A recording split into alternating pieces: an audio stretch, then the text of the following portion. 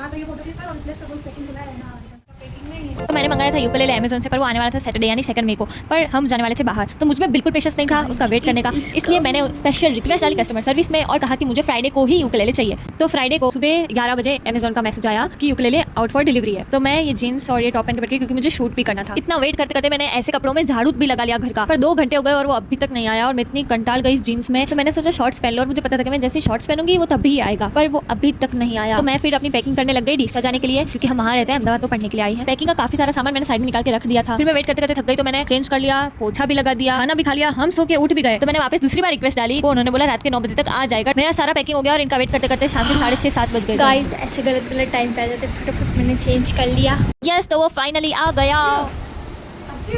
Delivery वाले भैया ने 2-3 बार नॉक कर दिया था और मैं कैमरा सेट कर रही थी, क्योंकि वीडियो भी तो जरूरी है ना आखिर।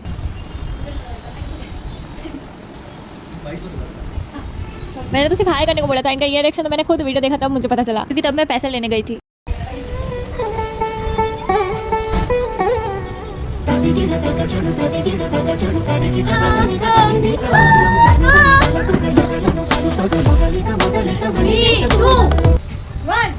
पर मेरा कोई भी काम गड़बड़ के बिना हो जाए, ऐसा हो तो मेरी ज़िंदगी आबाद हो जाए।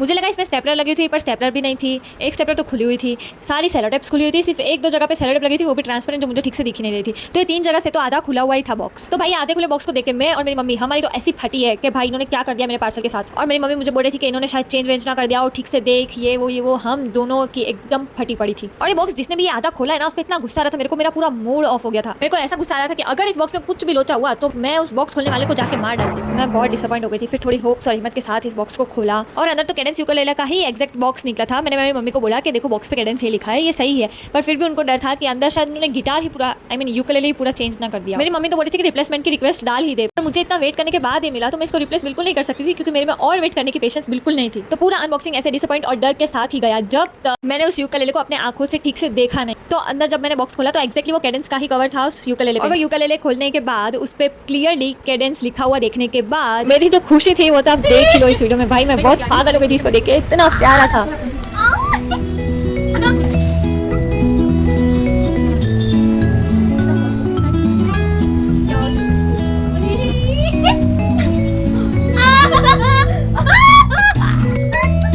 कौन है ये लोग, कहां से आते हैं ये?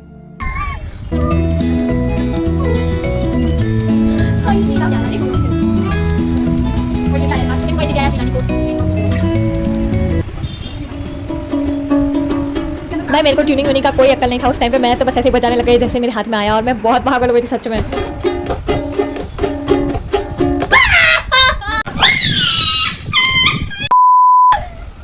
मेरा प्यारा यूकेलेले। चुप हो जा, 7वीं फेल, चुप हो जा। पागल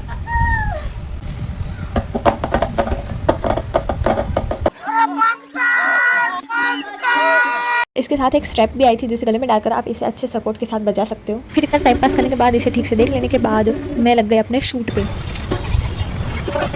थोड़े दिन इसे अच्छे से यूज़ करने के बाद मैं इसका रिव्यू बताऊंगी पार्ट 2 में। So don't forget to subscribe. Tata.